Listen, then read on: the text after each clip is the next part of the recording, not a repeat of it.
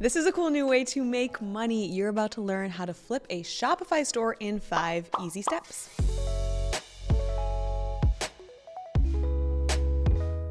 What's up, guys? My name is Michelle Valley, and let's get right into it. All flipping a Shopify store means is you're buying an existing Shopify store, making it better, and then selling it for a higher price. The first step is finding the Shopify store you want to buy. To do this, hit up marketplaces. Check out marketplaces like Flippa. Here, you can browse and purchase existing Shopify stores. And the nice thing about these platforms is that you can search through the listings and they give you detailed information about the store. So here you can read about its history, how much money it's made, and where visitors are coming from. Marketplaces are a convenient way to research your options all in one place. And guys, it is secure. Keep in mind though, there is a limited selection on these marketplaces, so if you want all the options in the world, you're gonna have to do your own research and reach out directly. When you're doing your own research, you wanna find hidden gems that aren't listed on marketplaces and stores that have really great potential. So you're gonna need tools for that. Check out SimilarWeb. It's a Google Chrome app that will analyze websites. You can spy on the overall health of the store with metrics like how many visitors they're getting, for example. And here's another tool for you. It's called Shopify Inspector. It will give you an overview of a store's SEO optimization and other technical aspects. Google Trends, Ecom Hunter, Trend Hunter, and Jungle Scout are some other tools that you're gonna wanna check out as well. All right, the next step is to reach out. You can do this on LinkedIn or email, but if you're not sure what to say, try saying something like this. Hi, Emily. My name is Michelle. I'm a seasoned e-commerce entrepreneur with a passion for the fitness niche. I've been following your Shopify store, and then you would, make sure to list their store name right there so it feels very personal. I've been following your store for some time now, and I'm very impressed with its design, product selection, and overall brand image. I recently noticed that your store is listed for sale. I'm writing to express my sincere interest in purchasing your business. I believe my experience in XYZ would allow me to continue building on your success. I believe that my strategy of XYZ could significantly increase sales and profitability. I understand that you may have received other offers, but I am confident that I could be a strong partner in the future of your store. I'm eager to learn more about your motivations for selling and discuss your vision for the future.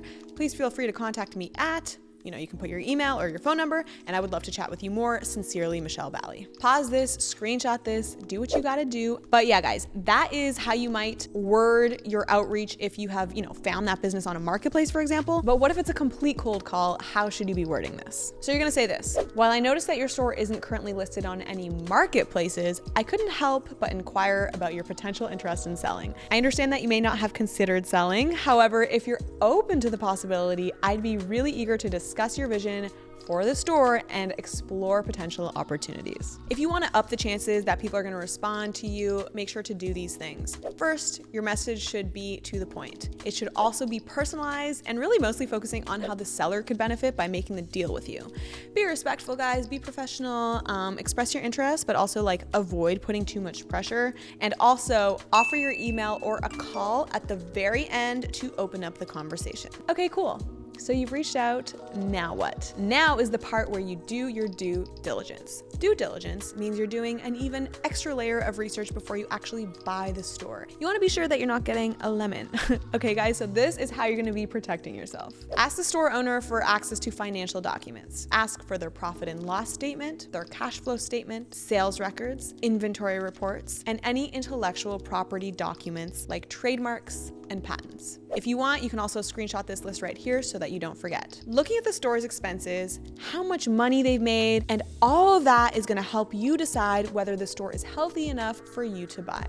Also, you wanna start learning about what the store is doing in terms of marketing. So for example, are they running any Facebook ads? How big is their social media presence? At this point, you might be looking at some of their marketing efforts and going, oh my God, this is so bad. And if that's the case and they're still making money, that's actually good news for you, because that means there's room for improvement. And when you make their marketing even better, you can take their store to the next level. Okay, so you're ready to make a deal. Make sure you're taking this opportunity to negotiate. There's nothing in this world that is not negotiable. I don't know if I just heard that somewhere or maybe I just made this up, but this very thought is what keeps me going, guys. It feels awesome to strike a deal that is beneficial for you, of course, and the other person, and everyone walks away a winner. You literally feel on top of the world. But if you're not a great negotiator, then check out this video right here that will teach you how to negotiate like a pro. If you're on a Mac, command click it. If you're on a PC, control click it. and it will open up a new tab for you guys to watch right after this video. If you're on your phone, I'm not really sure. I don't know how to open a new tab on your phone. If you're on your phone, just hit save and you can watch it later. So the next step is to flip the store. Now that you've bought it, this is the part where you're gonna improve it so that you're getting more visitors to the site and making more money than it was before. If you've never used Shopify before, I will leave a link for you guys for the free trial. That way you can kind of like play around and test it and learn it before you actually buy your store. That link that I'm gonna drop in the description box for you guys, it's not gonna ask you for your credit card, so you'll never be billed until you actually say so. So if you want to give Shopify kind of like a free test run, I will leave a link for you guys in the description box. Anyways, when you're ready to flip the store, at this point, you're going to be an expert on your store because you'll have done so much research before the purchase that you're going to have a really good idea of what actually needs to be done. However, some common ways to improve a store are as follows.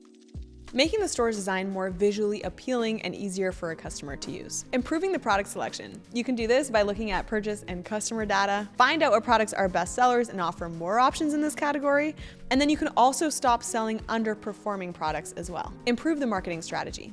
Play with different marketing channels, test and play, but if you're not a great marketer, we actually have like a billion different videos on how to use Facebook and TikTok and Instagram. So if that all sounds good to you, make sure that you're hitting subscribe. Improve operational efficiency. Yikes, that sounds really scary, but really it just means that you're looking at the inside of your business to see what could be better. So for example, you can find ways to reduce your costs. All right, here comes the fun part.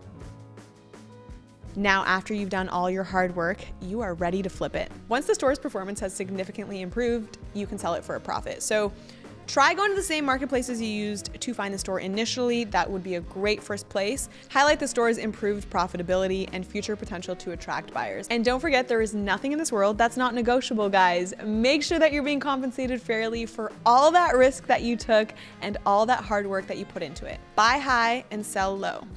Wait, that's not right.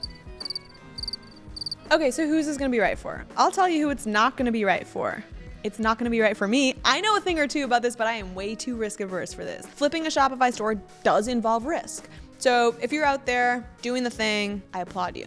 This is gonna be right for anyone who is willing to invest some time and money up front, take a couple of risks, and this is definitely gonna be right for people that are creative and business oriented.